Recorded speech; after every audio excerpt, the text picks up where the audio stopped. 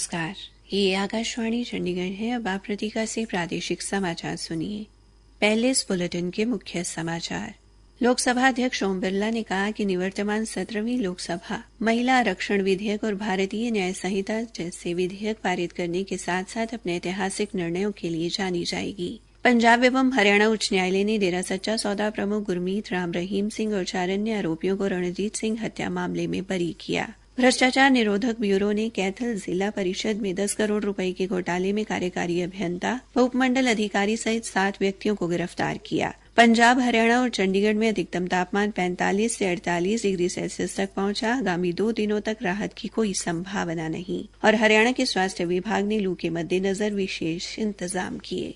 अब समाचार विस्तार से। लोकसभा अध्यक्ष ओम बिरला ने कहा है कि निवर्तमान लोकसभा महिला आरक्षण विधेयक, 3 तलाक उन्मूलन और भारतीय न्याय संहिता जैसे विधेयकों को पारित करने के साथ साथ अपने ऐतिहासिक कानूनों के लिए जानी जाएगी। आज नई दिल्ली में आकाशवाणी समाचार से विशेष बातचीत में श्री बिरला ने अपने 5 साल के कार्यकाल को याद करते हुए कहा कि ये कानून देश को आगे ले जाएंगे और सकारात्मक बदलाव लाएंगे। उन्होंने ये भी कहा कि 17वीं लोकसभा के दौरान हुई चर्चा और बहस वर्ष 2047 तक विकसित भारत के निर्माण के लिए एक रोड मैप के रूप में काम करेगी। पंजाब एवं हरियाणा उच्च न्यायालय ने आज डेरा सच्चा सौदा के प्रमुख गुरमीत राम रहीम सिंह और 4 अन्य आरोपियों को पूर्व डेरा प्रबंधक रणजीत सिंह की हत्या के मामले में बरी कर दिया। न्यायमूर्ति सुरेश्वर ठाकुर और न्यायमूर्ति ललित बत्रा की खंडपीठ ने 22 साल पुराने इस मामले में गुरमीत राम रहीम और 4 अन्य आरोपियों द्वारा दायर याचिका पर यह फैसला सुनाया। एक रिपोर्ट। देखिए, आज माननीय हाई कोर्ट में एक केस में RC 8 में जितने भी 5 लोग थे सभी को बरी किया है। आज वो प्रोनाउंसमेंट के ऊपर लगा हुआ था, जिसकी आर्गुमेंट पहले हो चुकी थी और प्रोनाउंसमेंट के दौरान माननीय हाई कोर्ट ने जो निचली अदालत का फैसला था उसको बदल दिया है और सभी को एक्विट किया। अधिवक्ता जितेंद्र खुराना ने बताया कि इस मामले में वर्ष 2021 में हरियाणा की CBI अदालत ने डेरा प्रमुख सहित 4 आरोपियों अवतार सिंह, जसबीर सिंह, सबदिल सिंह और कृष्ण लाल को उम्र कैद की सजा सुनाई थी। काबिले गौर है कि गुरमीत राम रहीम सिंह फिलहाल पत्रकार रामचंद्र छत्रपति हत्याकांड और 2 साध्वियों से दुष्कर्म के मामले में सजा भुगत रहा है। कैथल जिला परिषद में सफाई के नाम पर लगभग 10 करोड़ रुपए के घोटाले में भ्रष्टाचार निरोधक ब्यूरो ने आज जिला परिषद के कार्यकारी अभियंता व उपमंडल अधिकारी सहित 7 व्यक्तियों को गिरफ्तार किया है। हमारे संवाददाता ललित कुमार ने बताया कि ब्यूरो की टीम गिरफ्तार किए गए अधिकारियों व ठेकेदारों से पूछताछ कर रही है। इस मामले की शिकायत कैथल से विधायक लीलाराम द्वारा वर्ष 2021 में की गई थी और भ्रष्टाचार निरोधक ब्यूरो की 10 टीमें इस मामले की जांच कर रही थी। गिरफ्तार किए गए व्यक्तियों में इस समय नारनौल में तैनात लेखाकार कुलवंत, पंचायती राज के ठेकेदार दिलबाग सिंह, गांव फतेहपुर निवासी अभय संधू व पुंडरी निवासी अनिल व राजेश शामिल हैं। भ्रष्टाचार निरोधक ब्यूरो के अधिकारी महेंद्र सिंह ने बताया कि गिरफ्तार किए गए सभी व्यक्तियों को पूछताछ के बाद कल अदालत में पेश किया जाएगा।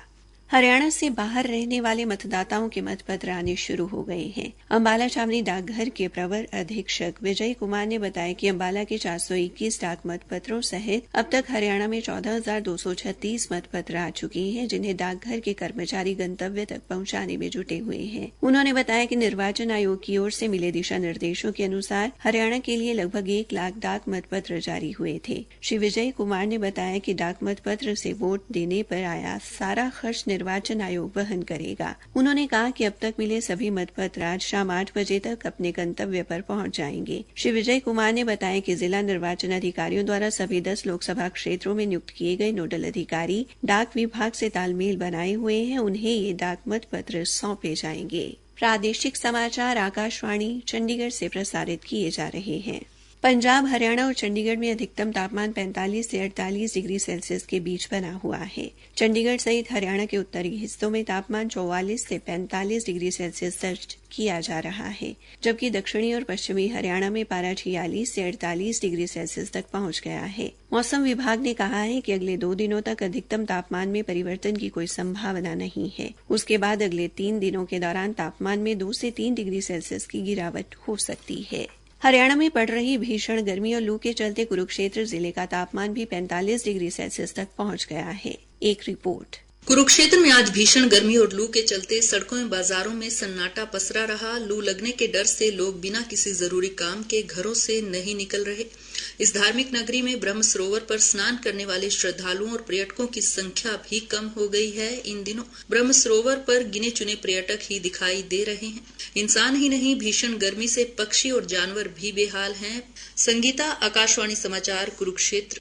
हमारी संवाददाता ने बताया है कि लोग राजस्व आपदा प्रबंधन विभाग द्वारा जारी एडवाइजरी को गंभीरता से ले रहे हैं और पशुपालन विभाग की सलाह के अनुसार दुधारू पशुओं की देखभाल कर रहे हैं। करनाल से हमारे संवाददाता पवन कुमार ने बताया कि भीषण गर्मी का दुधारू पशुओं पर खासा असर देखा जा रहा है। पारा बढ़ने से दूध उत्पादन भी प्रभावित हुआ है। पशुपालक दुधारू पशुओं को गर्मी से बचाने के लिए पंखे, कूलर, पानी और देसी नुस्खों का इस्तेमाल कर रहे हैं।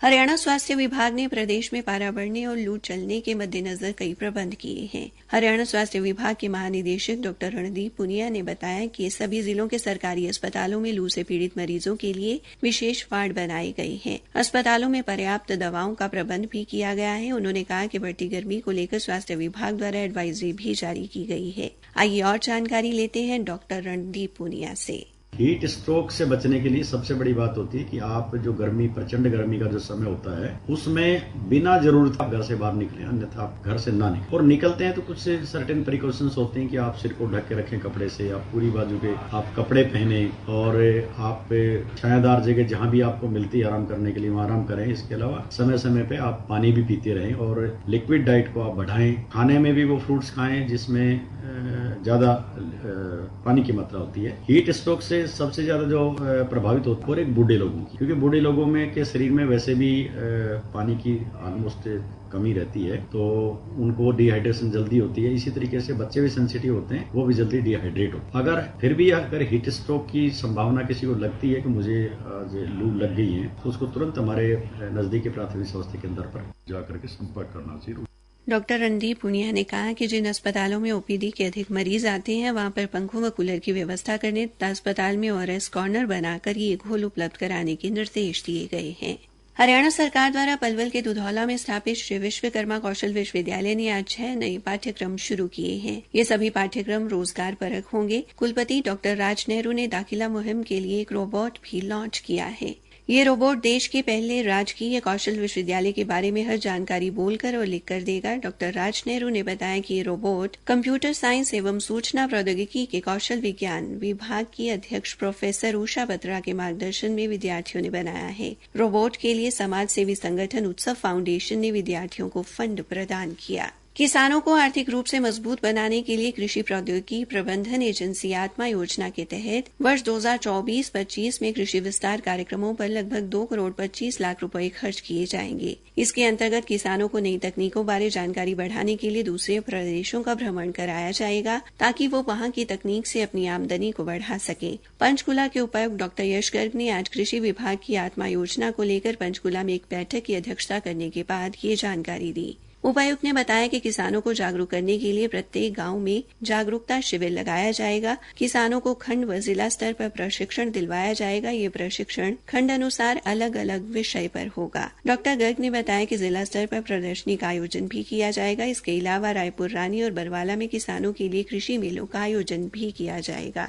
उपायुक्त ने बताया कि अग्रणी किसानों के खेतों में फार्म स्कूल शुरू किए जाएंगे, जहां पर किसी भी फसल की शुरुआत से अंत तक के प्रयोग पर निगरानी रखते हुए प्रशिक्षण दिया जाएगा। अंत में मुख्य समाचार एक बार फिर। लोकसभा अध्यक्ष ओम बिरला ने कहा कि निवर्तमान 17वीं लोकसभा महिला आरक्षण विधेयक और भारतीय न्याय संहिता जैसे विधेयक पारित करने के साथ साथ अपने ऐतिहासिक निर्णयों के लिए भी जानी जाएगी। पंजाब एवं हरियाणा उच्च न्यायालय ने डेरा सच्चा सौदा प्रमुख गुरमीत राम रहीम और 4 अन्य आरोपियों को रणजीत सिंह हत्या मामले में बरी किया। इसी के साथ ये समाचार बुलेटिन समाप्त हुआ।